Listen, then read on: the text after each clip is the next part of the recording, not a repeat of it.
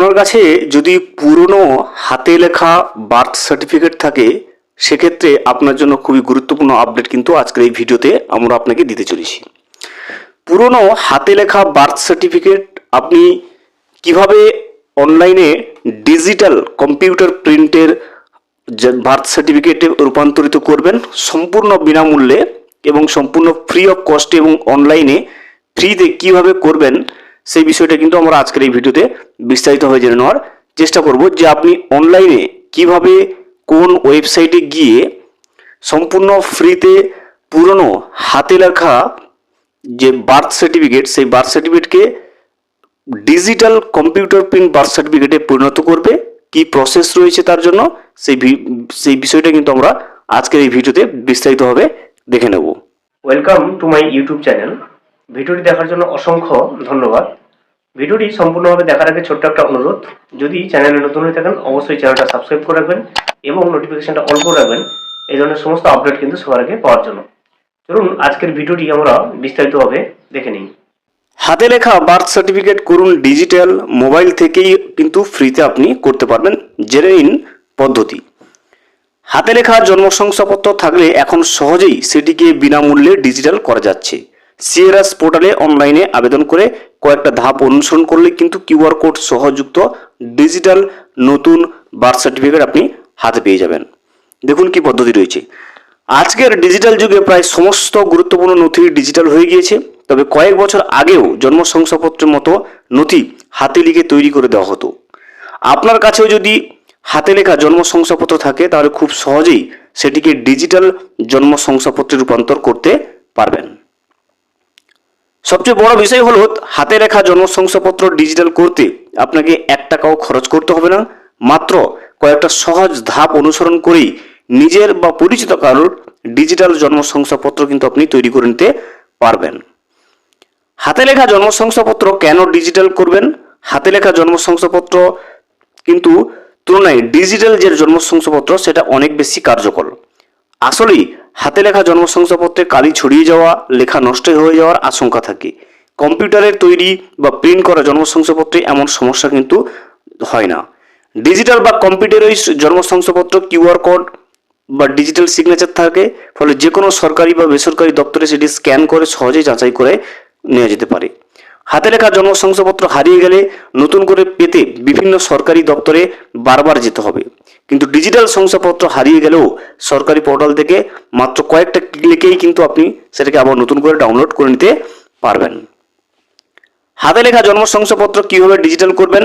এর জন্য প্রথমে কিন্তু আপনাকে মোবাইল বা কম্পিউটারে ব্রাউজারে গিয়ে সিআরএস লিখে সেখানে দেখুন crs.orgi.gov.in এই ওয়েবসাইটে যেতে হবে।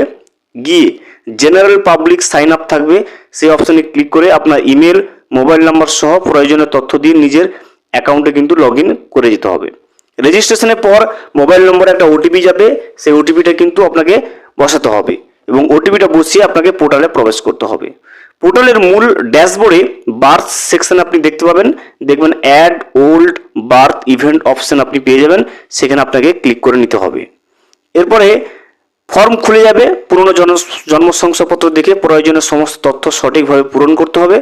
পুরনো জন্ম শংসাপত্রে স্ক্যান করা পিডিএফ কপি এবং বাবা মায়ের যে কোনো বৈধ পরিচয়পত্র স্ক্যান করে আপলোড করেই আপনাকে কিন্তু সম্পূর্ণ করতে হবে পদ্ধতিটা। চূড়ান্ত সাবমিট করার আগে পুরো ফর্মটা আপনাকে ভালো করে মিলিয়ে দেখে নিতে হবে যাতে কোনো রকম বানান বা তথ্যগত ভুল না থাকে। সব ঠিক থাকলে সাবমিট করুন। সাবমিট করার পরে সংশ্লিষ্ট দপ্তর আপনার আবেদন যাচাই করবে এবং সাধারণত 7 থেকে 10 দিনের মধ্যে আপনার ডিজিটাল জন্ম শংসাপত্র তৈরি হয়ে যাবে। পরে একই পোর্টাল থেকে লগ ইন করে আপনি ওই ডিজিটাল যে বার্থ সার্টিফিকেট বা জন্ম শংসাপত্র সেটা কিন্তু আপনি ডাউনলোড করে নিতে পারবেন। আগে থেকেই যা প্রস্তুত রাখবেন এই যে আপনাকে আবেদন করার জন্য, এই প্রক্রিয়া শুরু করার আগে কয়েকটা বিষয় প্রস্তুত রাখতে হবে আপনাকে। প্রথমেই পুরনো জন্ম শংসাপত্র যেটা রয়েছে এবং বাবা মায়ের পরিচয়পত্র স্ক্যান করে একটা ফাইল তৈরি করে রাখতে হবে। আপলোড করা প্রতিটা ফাইলে আকার কিন্তু 2 MBর কম রাখতে হবে। দেখতে পাচ্ছেন, আবেদন করার জন্য আপনাকে পুরনো জন্ম শংসাপত্র তার যে পিডিএফ কপি রাখতে হবে এবং বাবা এবং মায়ের যে কোনো বৈধ পরিচয়পত্র আপনাকে স্ক্যান করে রাখতে হবে এবং সেটা 2 MBর মধ্যে থাকতে হবে। আপনার কাছে অবশ্যই একটা সক্রিয় মোবাইল নম্বর এবং ইমেল আইডি থাকতে হবে, কারণ রেজিস্ট্রেশন এবং লগ ইনের সময় এই নম্বর এবং ইমেল আইডি কিন্তু পাঠানো হবে, সেখানে ওটিপি পাঠানো হবে, সেই ওটিপির মাধ্যমে আপনি কিন্তু লগ ইন করে নিতে পারবেন। পুরনো জন্ম শংসাপত্রে অনেক সময় লেখা স্পষ্ট থাকে না, তাই শিশুর নাম বা বাবা মায়ের নাম জন্ম শংসাপত্রের সময় জন্মস্থানের আগে থেকেই একটি কাগজে পরিষ্কারভাবে লিখে রাখতে হবে, যাতে নতুন যে আপনি সিআরএস পোর্টালে গিয়ে ফর্মটা পূরণ করবেন সেই সময় কোনো অসুবিধার সম্মুখীন না হন। দেখতে পাচ্ছেন নতুন কম্পিউটার বা ডিজিটাল যে জন্ম শংসাপত্র বার্থ সার্টিফিকেট, সেটা আপনি সিআরএস পোর্টালে গিয়ে সেখান থেকে আপনি কয়েকটা মাত্র অনলাইন সহজ ধাপ প্রয়োগ করে আপনি কিন্তু নতুন যে ডিজিটাল কম্পিউটারাইজড বার্থ সার্টিফিকেট সেটা কিন্তু আপনি আবেদন করতে পারবেন, এবং আবেদন করার পরে 7 থেকে 10 দিনের মধ্যে সেই আবেদনটা গ্রহণযোগ্য হয়ে, যদি সমস্ত সঠিক থাকে তথ্য আপনার গ্রহণযোগ্য হওয়ার পরে আপনি ডিজিটাল যে কপিটা সেটা আপনি ডাউনলোড করে নিতে পারবেন অনলাইন থেকে।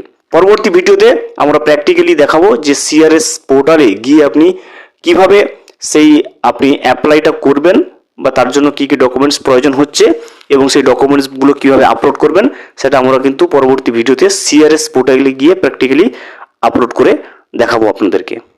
ভিডিওটি সম্পূর্ণভাবে দেখার জন্য অসংখ্য ধন্যবাদ।